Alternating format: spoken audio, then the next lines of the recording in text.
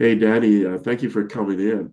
Uh, Thank you. just an incredible background of contribution and accomplishment, and as an entrepreneur and as an investor, and also doing really amazing innovation. This quantum innovation sounds really interesting to me because I'm embedded in that. So I know I'm gonna really enjoy this interview with you because you're very much a polymath, but you're also very impact oriented and you're very action and execution oriented. So thank you for coming in. Thank you. Thank you for inviting me. So Danny, you have this remarkable career. You're a finalist of the Enterprising Women of the Year Awards and nominee in the Women in Tech Award just a few years ago, and you got this tremendous investment background, founding background, and scaling companies and more. It's such a wonderful career you have, and well, personally, professionally. What were those magic moments in your life, the inflection points that made this wonderful person you are today? And it could have been when you were like 3 or 5, could have been something that happened in school, inside the family, outside the family. What were maybe 3 milestones that really were changed you or inspired you to be who you are today? Yeah, thank you, Stefan. So I do think I need to go way back, right? So when we moved at the age of 5, 6, we moved to the US. And the experience in Florida, being there, in summer camps, and the experience of the American life was a great empowering of my personality, being, on the one hand, very competitive, but on the other hand, also extremely innovative. That was appreciated in the country, as you can imagine. And it was really good that we stayed almost 4 years in the US. At the same time, in parallel, it was my father that led me very early on to participate also in meetings, sometimes to listen into investments, real estate investments, as we came out of real estate development, which again gave me a good insight and made me also, as a young girl, lose the kind of maybe a little bit of too high respect from, a lot of, men being in suits in meeting rooms, etc. So these were for sure very important and let's say inflection points for me. At the same time, from early on, I loved nature and I loved supporting people. And I very early on also I was a kind of a little philosopher, always thinking, always observing people, always trying to ask questions you shouldn't often ask, they said sometimes. And I was curious, and hence it was for me always a driver to understand more. Why isn't more better more being done, right? So that was always with me throughout the entire career. Coming back to Switzerland and stepping into investments continuously after studies, and being in Argentina, exposed also to entrepreneurship, which was another inflection point because I loved the culture. I learned a lot about life. I learned a lot about daring and building up something, making dreams happen in Argentina. That was another very strong inflection point. And then came going back to Switzerland, starting investment in the investment slash banking industry and asset management industry, where I stayed over many, many years. Those were also strong inflection points for me, but always from a view of wanting to understand complexity, wanting to follow financial engineering, understanding how can we wrap structures around a project at the end to make it happen, to make it alleviate as a profitable undertaking. And I would say the next biggest inflection point in my life was then 2011, where I decided, okay, I need to follow my personal vision at that time and just start moving companies, building companies that are dedicated to a one garden principle. I always said, to moving capital in the right direction, developing economic, ecologic, and ethical values, and to giving people first, then project the kind of positioning. And so I myself started first with a scale-up consultancy and methodology to accompany projects that are were often disruptive also to sustain and demonstrate how they can be profitable. Let's say, for example, we were active in a very large project in the Amazon with 120,000 hectares, for example, in the many years ago, and that was very difficult at that time. Carbon credits weren't that in yet. 2011, talking about economic, ecological, and ethical values, people were really looking at you like, oh, sure, you're dreaming. And if you said to someone, listen, especially from the investment world, hey, be careful, everything what is transactional will go towards needing to be reflected on economic, ecological, and ethical performance. They looked at you as if you're talking, as an alien. So that was really a time that was not yet like today. And so anyhow, my passion was at that time still financial engineering, structures. We started diving in 2015. That started being a further inflection point into more, digital innovation, more platform innovation, and it more and more got into technology, which I was anyways fascinated from, also from the perspective of complexity and conceptual complexity. And so we then moved further on into big data, handling big data analytics, which caused another company that I created in the fintech section. And we also, coming to your point, started working around trying to find solutions to the limits of compute we are facing on this world, and to create a paradigm of abundance through the quantum compute possibilities we could have. So that was where we got our heads around, especially around the alternative computing paradigms. And we started elaborating. That's another inflection point that led to a company that is now Dynex as well. Yeah, I mean, there's a lot to unpack here. I mean, you've done a lot. I mean, let's go back, and you're very young. You get this opportunity to be in the U.S. The U.S. is very innovative and very entrepreneur kind of driven in a sense, and it'll open up that landscape. So I find that fascinating, and the fact that your dad would allow you to be in meetings where you would see high level thinking and understand that way of ideation and co-creation and so on.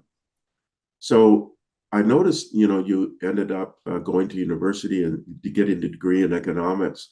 Was it because of that background? So you wanted to get some of this economic philosophy, even in a broader sense, and you thought that that could be a catalyst or a foundation for branching into many areas?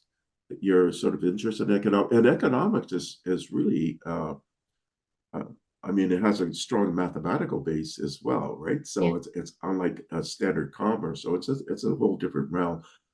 So what drove your interest in economics? Now you ended up with an MBA as well, but the economics is so much is such a great foundation, right? So Yeah, I mean, what I was for sure not, admitting that is I was never, torn to the heavy academia, right? It was always for me, can I make use of it? Can I build a company with it? Can I create an idea with it? Can I use it, right? That was always my most fascination. So if universities at my time, especially, it was just coming up, these kind of workshops that we did or so, that was just new, that wasn't. I was at times in St. Gallen where you also had to prepare the exams, just learning a lot by heart. It was really a lot of material to digest at that time. But the fascination, as you say, in economics was, yes, to understand more, to try to get more instruments handling the situations I could face in the future, creating things, right, and building things. So if it was too academic, I sometimes, well, not sometimes, I often did not go to the university, and I just copied the notes and did rather other things that an entrepreneur would do. And but as you say, economics was for sure the choice. If philosophy and economics would have been possible to attend in one, I would have attended it. it was always for me of great interest to reflect on the zeitgeist. So yeah. So that's really, really fascinating because the economics would actually give you the science base too, because it has a strong mathematical background, right? Mm. So and you know all of the financial sort of strategies you've done and the investments you've done always has a financial base, and there's math really integrated into all of it. So I can see this being part of your career, and also you know working with a European asset manager and social responsible investing. So that all ties in with what you're doing, and then you get into you know this real entrepreneurship side and scaling startups and being interested in them. And you indicated that was triggered by your travel. You said Argentina and other areas, by going to Switzerland. So you'd be exposed to diverse cultures, right? Diverse ways of thinking. So can you tell me sort of some that sort of catalyst to get into sort of focusing on the entrepreneur space and really the driver behind it is it because you can then innovate in a way or in a way that or solve great problems? Yeah, I think it was really to solve great problems. It was really to shift into a positive future. I already in 2011 at least saw that the way we are moving, the way the conventional, let's say, business establishment was functioning still, that wouldn't really probably long term contribute to a great future. And hence, for me, it was really important to get into understanding the change makers of the change makers, the architects of the future. And we've been confronted with a lot of architects of the future, be it in forestry. We worked with Aborigines in Australia directly to try to create tea tree plantations. We, as said, were in the Amazon, but we also did, solar energy, wind energy projects we were involved in and advised to. And it was a passion towards believing that we can, with new companies uprising, create a different world theater, if you want, out there. And that was my belief. Did that belief always come true? No, not at all. Logically, as you know, with starting companies, you're exposed to a lot of risk. If they're innovators and they're at the forefront of innovation, logically, the acceptance in the market is very difficult, and they need to push hard to convince. But it has been till now very fruitful, and we accompanied such initiatives holistically, as you say, with financial modeling, with the whole structuring, with giving help on the strategy formation. I mean, the entire spectrum and all across the entire planet. So we were really quite wide setup until now. Yeah, I mean, you founded and you're the president of the Topan Ecosystem, and this is in 2011. Yeah. And you've got a number of sort of programs within that, like the Triple E. I think that's really interesting. Triple E Tech. Can you talk about that Triple E? Oh, so Topan first of all, and then Triple E Tech. Yeah, so Topan's been is a translation of an indigenous word and stands for success. And that was the philosophy at that time, to create something that is following the one garden principles, that is moving capital in the right direction, that is economic, ecological, and ethical, value, development, supportive, and that puts people first, then project. So that was kind of the principles we built around it. And with that, we also created a methodology for economic, ecological, and ethical value development, which was one that was for the private sector, right? Which was for companies that are private, where we gave an approach, a methodology we developed, which is qualitative, meaning the company or the initiative itself starts developing the interest of what is for them economic, ecological, and ethical, and what do they want to be measured on. So not dictating what they should be measured on, but maybe more getting them intrinsic motivated to be measured on what they say they want to be measured on, right? And at the same time, creating quantitative aspect of it, meaning the certifications that are out there, that are ESG and whatever all is out there to have as a company, depending where you're active, right? And so, yeah, so that's kind of the triple E. On the Mapufin, which is the fintech, we developed as well a triple E perspective, but the triple E perspective there is more big data driven and public market driven. So that means that the companies that we define as economic, ecological, and ethical being looked at through our filtering system, which filters automatically 100 billion data points. That system tags and has tagging mechanisms we developed to find the so-called winners of the future that are already prepared to develop economic, ecological, and ethical values within their companies. And that can be from large cap to micro small cap, right? That is not to be excluded. So what's your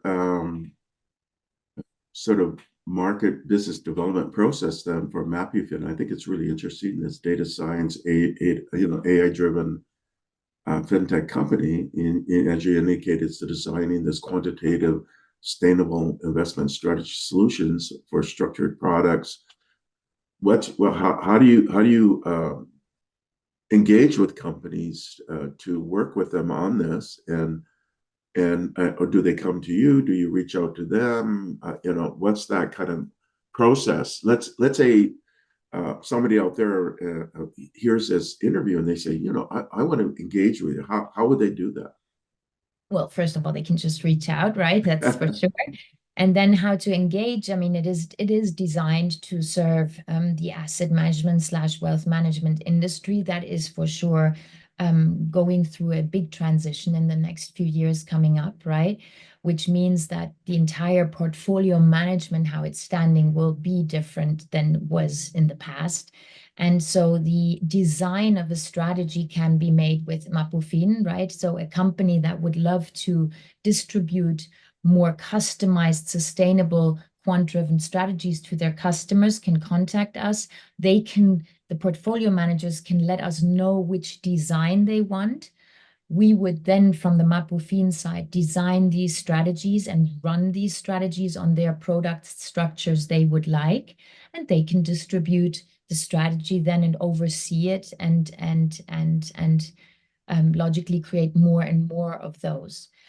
But certainly what is very attractive here is, on the one hand, he has or she has the possibilities to create customizable quant-driven investment strategies. And on the other hand, the cost-benefit ratio is logically a different one to what it was, right?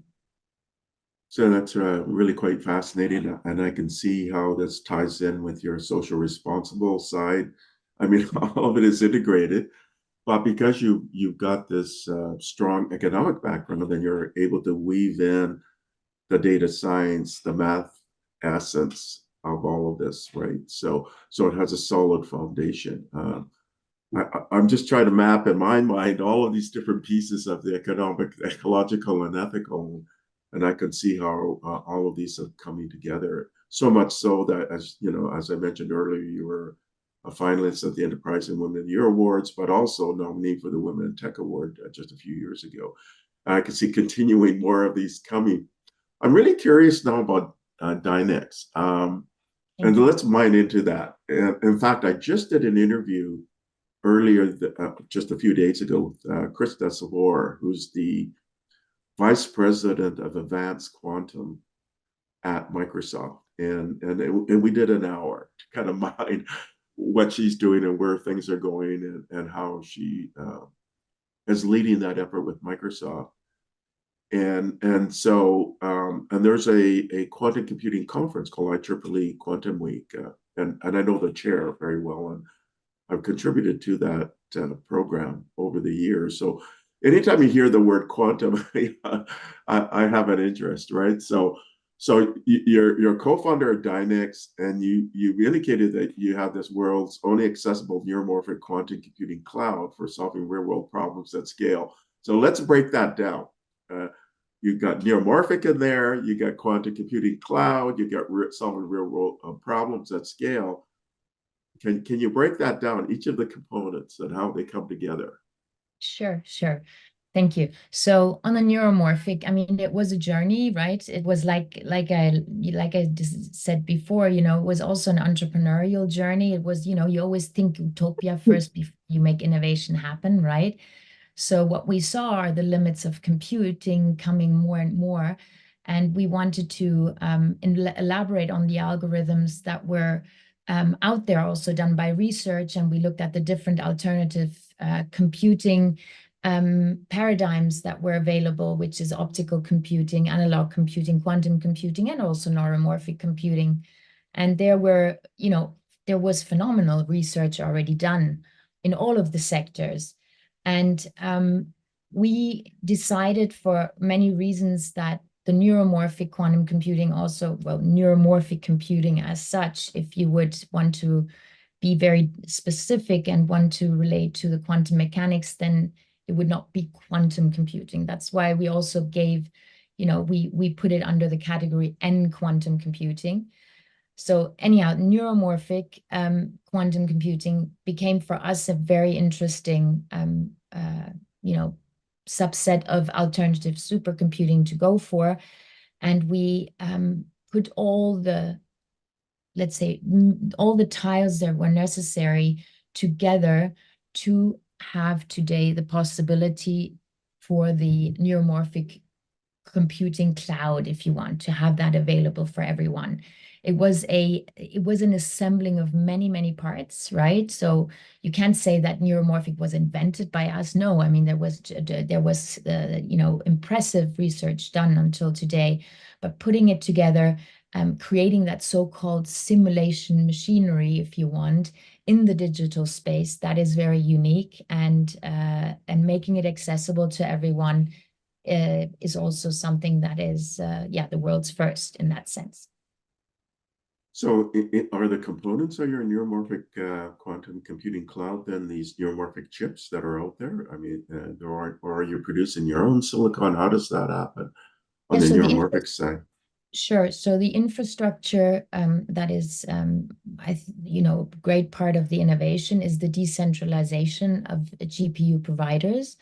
So we started off in 2020 to launch Dynex coin, which is a cryptocurrency, and had a network that we built up on GPU miners that support the compute power that we need to compute problems and solve real world problems.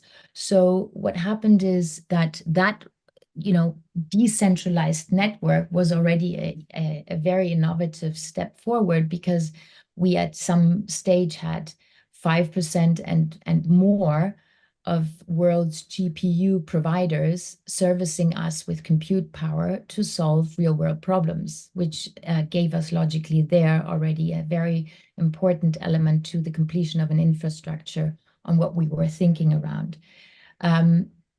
If you take today, coming to real world problems, if you look at today's climate modeling, if you look at today's, for example, weather forecasting, if you look at today's wind channel calculations, we are everywhere set with certain limitations. If you look at research, we can't go over certain boundaries when it comes to quantum physics, for example. So what this is enabling us to do is it gives us a so-called, well, not a complete abundance, but it gives us logically a much larger access than the centralistic systems. So that is for sure a very important part of the entire infrastructure we have set up. So that's really fascinating. And there's proliferation of decentralized GPUs that are out there that are used in mining operations. You've been able to uh, have them contribute to this neuromorphic quantum computing cloud. And because you have all of this distributed network, and then you would have some kind of software Blockchain. to connect them in some way, to orchestrate them in some way, then you can apply that or harness that computing capability to then tackle things like novel material science or novel ways of handling climate and energy and so on. And then because it's in the cloud, then that means you can, in essence, rent time or access it through the internet or i.e. the cloud. So and do you find then that you're getting different companies accessing this? Are you designing it for mid and in small companies or large companies? Like who do who you're designing this service for? So we're designing the service for sure so that everyone can access, right? That's important for us. But what we designed it for as well is that we have a commercial subscription model, which we are going to, which we're, I mean, very soon going to bring to market. And that would be then an access for larger companies, such enterprise solutions. It can be smaller subscription models then, and very small subscription models. So that will be the access to it that we can give towards any kind of company out there. And then at the same time, we have a Dynex Moonshots, as you know, and that is a entity in the Dynex ecosystem, which will also give free compute to research institutions that are working on problems that are moonshots and will positively change the future. I see. So this then ties into your kind of social responsibility as a service, and that's why you're providing this to people who are working on major problems as a service. So that's the Dynex Moonshots, which is part of your Dynex ecosystem, Right. and that this is about investing in companies and research programs and grant initiatives with this mission to accelerate moonshot solutions for the betterment of the world and beyond. And it's interesting seeing the betterment of the world because then that encompasses all life and all Earth ecosystems. It's not just humanity, right? So yeah, it's a much broader philosophy. So I understand your components and I can see what you're trying to do. So that's really, really fascinating.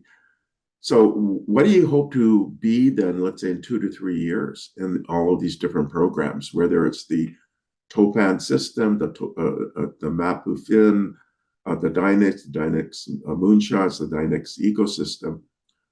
What would be the ideal reality for you, let's say in 2 or 3 years?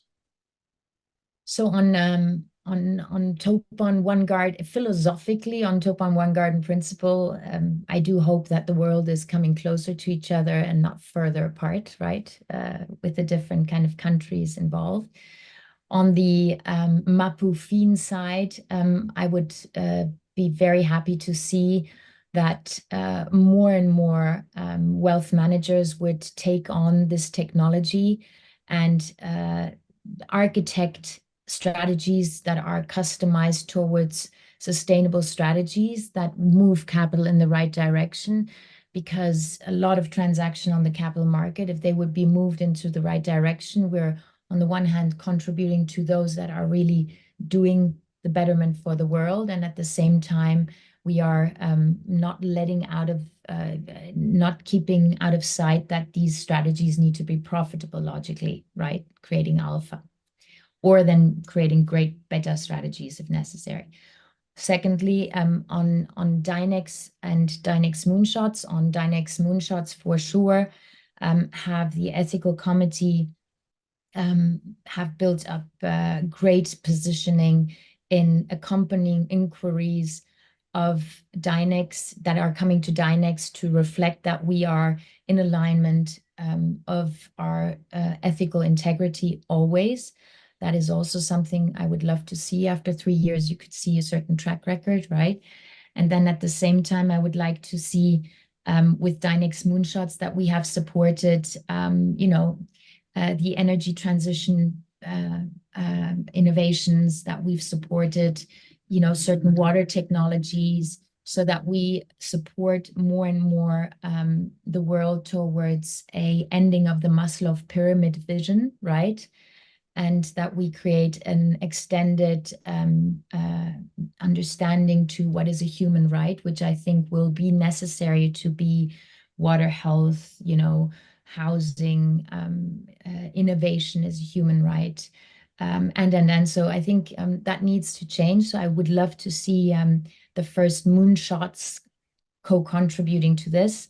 On Dynex side, logically, to have great engagements in research with academia, with commercial companies, being all hopefully contributing to the betterment of the world as such, but having possibilities to strive with their simulation or hypotheses that they were not able to prove based on the lack of compute power and compute, and so that we can move with the entire global society to a next great level. So, which kind of stakeholders and partners you want to work with? And you mentioned some. You want to work with the academic community. It sounds like you would definitely be working with the UN community, different parts of the UN community, the investment community, the wealth management community. I guess when I think about it, you want to work with all stakeholders in some way, right? We're very open, very open. I mean, our innovations are instruments to be used, right? So we do not want to exclude or be only for these or only for these.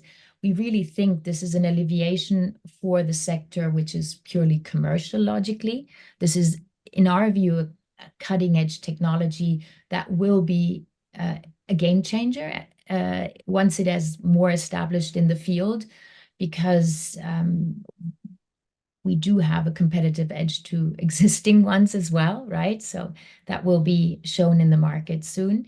And at the same time, academia, research, or any other institutions that need this to get to the next level of great things they're doing is something we would love to see being used.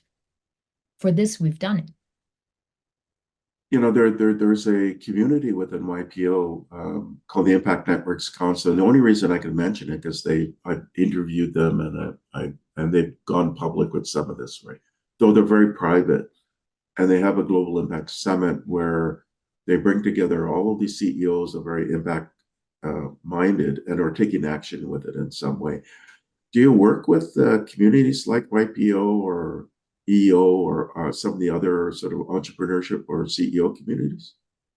So we are working on building those communities now up, right? Dynex Moonshots and has just, launched a few weeks, well, just not long ago, right? So this is absolutely of great interest. And yes, we do want to partner with these institutions. Same on Dynex side.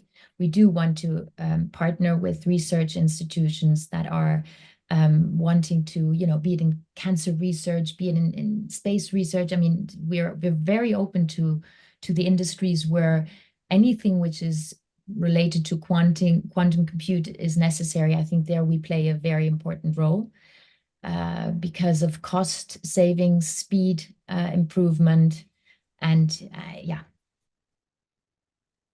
I mean, that's fascinating. I mean, a lot of YPOers and CEOs, in fact, from this CEO conference I just did with the Satel Institute, there'll be some of those CEOs actually attending AI for Good. And some of the leaders within or prominent people within YPO will be there as well. There's also the president of ACM will be attending. ACM is the largest computing organization in the world. And they are number one in computing science globally, right? They have the largest digital library. They have 38 sub-organizations. Some of them are the largest in the world. They have some of the top conferences. They definitely have the number one award in the world called the Turing Award, which is considered the Nobel Prize of Computing Science. So I know you're going to AI for Good. So I imagine then you're going to AI for Good to try to build this community to work that you can work with, right? Because there's so many different participants there. Absolutely. Yeah, and we've done our homework. I mean, you've got all the documentation, the research we've done. You've got it all available, right? So it's all out there, and And I think getting acquainted with these individuals and great organization is the next great step to take here to make Dynex become visible, more visible than it is right now. And yeah, support. As said, I would love to meet them in at the AI for Good for sure, if there's a possibility.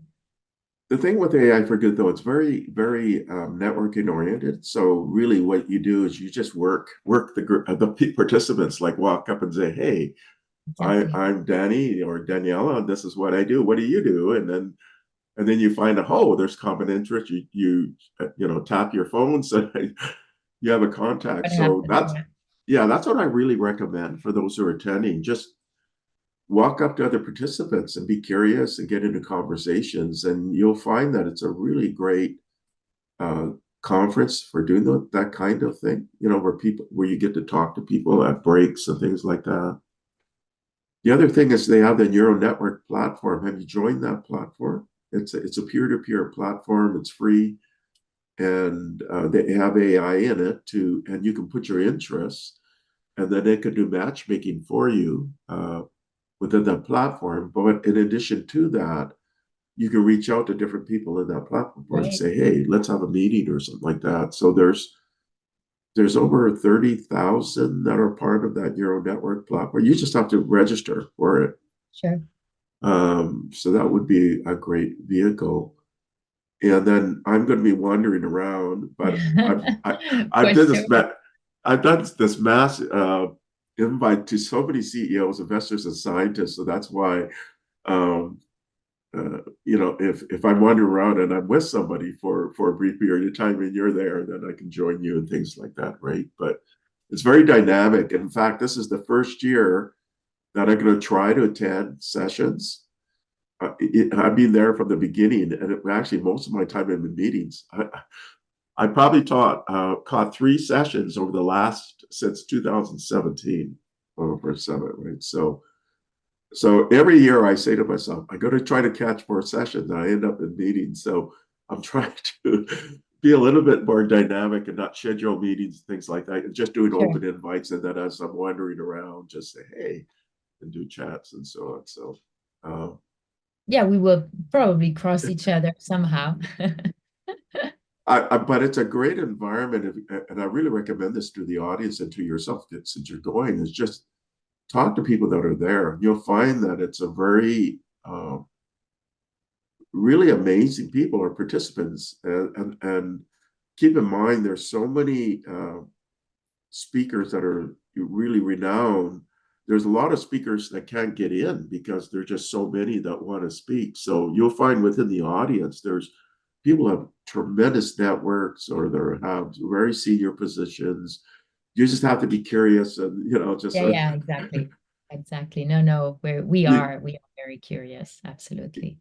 yeah, and then just actively network. I mean, that's what I'd be recommending to everybody, right? So okay, we got a little bit of time left. I mean, there's a lot of this change occurring. There's over 80 elections around the world. I don't want to get into the politics of this, but it means significant change and drivers of change. We've exceeded 1.5 degrees centigrade now for almost it's going up to 2 years consecutively.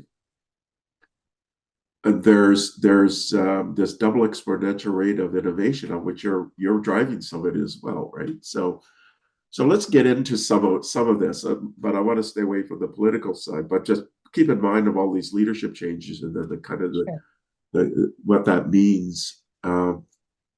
What about this double exponential rate of innovation? And in fact, in my keynotes, I say there's more innovation occurring today than the past 2 million years. So sort of the entire history of hominins and the Homo sapiens and things like that. So and you're part of that. Neuromorphic, quantum, but there's AI, machine learning, of which you're part of it. You're in data science and data. Those are part of the drivers, right? And supercomputing, you mentioned that. That's part of the drivers. Biomedical innovation, chip technologies. What are your views of some of those trends? Where do you think quantum computing will go? It used to be that people would think quantum computing was 100 years out, but when I did this interview with Krista Savor, she said, no, it's real, and it's going to be much nearer term than 100 years out, right? Where it's going to solve real problems and things like that. So what are your views about quantum? And we'll isolate on quantum, then we'll move to AI, machine learning, and all the large language models. Sure. Then we'll move to things like biomedical innovation, and exascale supercomputing. But let's deal with quantum. What are your Yeah. feelings about quantum? So, I mean, if we would, I would say first of all, we need enough compute, right? So if we have at the end the best machines and we don't have sufficient compute, we can't do it, right? So even if these quantum computers are uprising, they are not accessible. If any of the smaller entity research institutions want to go to the next level with their research, their hypotheses as they put out there, they can't because they don't have the technical capabilities for it, right? Or the technical instruments for it available. So I am sure, and I can confirm what she says, that this is going for sure in the future going to be more and more presence there of quantum computing as such, right? But I do think that if we do not what we now did, create a solution that creates kind of abundant availability to everyone, then we are hindering the innovation power that the globe can actually create. And so what do I think of quantum computing? I think that neuromorphic quantum computing will be most probably, with many performance figures, outbeating the classical quantum computing. And I do think also that the topic of availability will not just be handled, let's say, by us. It needs to be handled by others as well. And so that's where I see this going. I do think it's fascinating. It allows, as said, to push boundaries in many, many sectors. And a lot of research has been done, a lot of homework has been also done on this already, which is wonderful.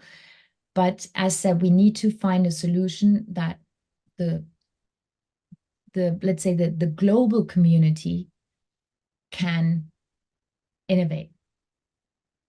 And as you're indicating, you're trying to make this available for free, right, to researchers and so on. Or did I misunderstand some of No, that? so Dynex Moonshots has been specifically created to enable research that is moonshot-like, right? To also have compute for free so that they can really go to the next level. If it's a research institution that has, some other researchers they want to do, they need to, sign up for a subscription, for example.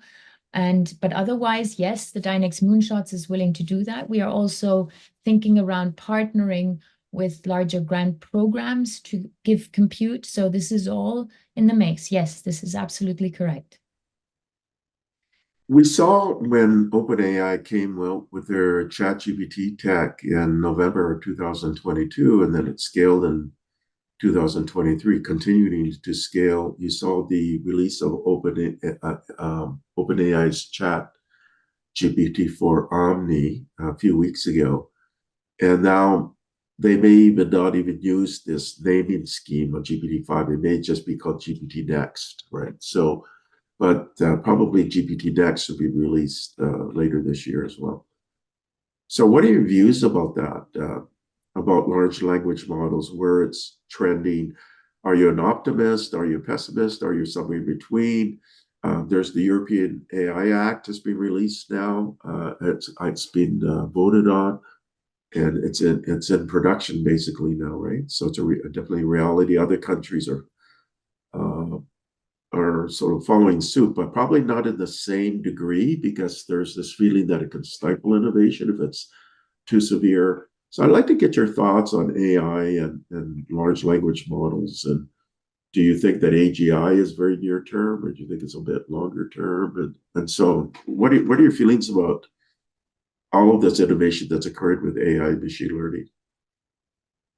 So there's one angle to it, which is logically the ethical perspective, right, to it. And I think on the ethical perspective, it is, in my view, the obligation of any cutting edge innovator, tech innovator, to put in place a kind of a self-regulated organization in their organizations immediately when they go to market. They don't need to wait until the EU or someone puts regulations out there, because our responsibility, especially those that create cutting edge technologies, our responsibility is huge and needs to be taken serious. So that's one answer to what I think out there is happening, because I do think that until, European Union legal frameworks, etc., really get their heads around it, manifest and vote for and what all is necessary, it often is slower than what we're experiencing on innovation cycles happening now out there. And what would be the empty space between an innovation cycle happening and regulation not taking place is then a certain anarchy, right? And we don't want that to happen, because that would to a certain degree endanger also anything what we've built up on let's say on a societal structure that maintains a certain ethical base for, call it, for the greater good. I mean, greater good, I'm a bit hesitant saying it, because greater good is a romantic expression, but logically the greater good is not yet at all there where we want it to be.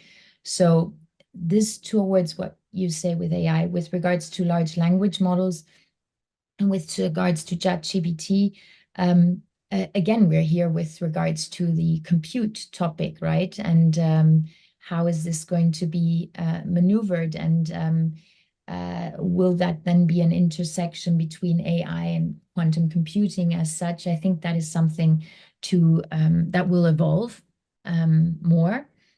And we will also be, end of this year, ready to engage with large language models with Dynex. So that will then be a different dimension to look at, but always under the safeguarding of ethical integrity. And it won't, and it's easy to say, and logically, if I would have an audience, probably a lot of hands would go up. But as such, at least what we're doing is trying to create the best alignment with ethical principles that we can. I mean, there's all of these different ways of accessing large language models. You can do it through big tech, right? Through Google or Mistral or the startups that are like Anthropic or Mistral, or the big tech companies like Amazon, Google, Microsoft. Or you can go open source. There's a lot of open source out there, which has its own sort of movement behind it. You indicated that you're looking at working with LLMs in some way in your Dynex ecosystem. Are you planning to do open source or through some of these sort of available models through big tech, or what are your plans? Or maybe it's too early, or it's a little bit too early to kind of convey yet. We have it in the makes, but a little bit too early right now. do you think that we're going to hit AGI, this artificial general intelligence, so it basically be equal or exceed all of our capabilities within, let's say, 5 years? I mean, there's even predictions saying it could happen even as early as next year. Do you think it's going to happen in the near term, or are you thinking it's going to be like Jan LeCun, where he's saying that LLMs, it's just there's not enough there. It's going to be some kind of hybrid. It's going to be longer. It'd be Yeah, I think first of all, I think it's going to be a hybrid. And then also what I'm always skeptical is when everybody's kind of sharing these hypotheses, most of the times they don't happen. So then there's right now, what I'm much more concentrated on is to observe as you said, the innovation cycles are getting faster, and more people are getting access to being able to innovate, which is great. That will change, in my view, a lot of it will change a lot of things we thought, right? I mean, even us and the classical quantum computing, I don't think everybody expected that we're coming to market, right? And this again already creates a different perspective, right? Because now you have a different player in the market. And this is exactly what I'm expecting also in AI. I think we just need to now observe, like in every half-year term, where we're standing, right? And it's the same thing with the weather models. If we then suddenly can get our heads around the weather models, what kind of innovations will that bring once we understand more, right? It's always understanding more at the end of the day. Yeah, we won't have time to get into some of the other big questions like all of the change that's occurring in the semiconductor space. I mean, just amazing the innovation that's occurring in chip technologies and biomedical innovation as well. Even supercomputing, it's gone exascale, which is a billion operations per second. In fact, I'll probably hit over 100 exaflops this year. So, especially if you constrain it into AI. And then I feel that Zeta scale is coming soon. So, uh, but we're at the end of our chat. I just find your background very just fascinating because you cover it all. You've heard everything. So, in a very concentrated, demonstrated, execution-focused way, so you can do meaningful impact. So it's just remarkable what you're doing.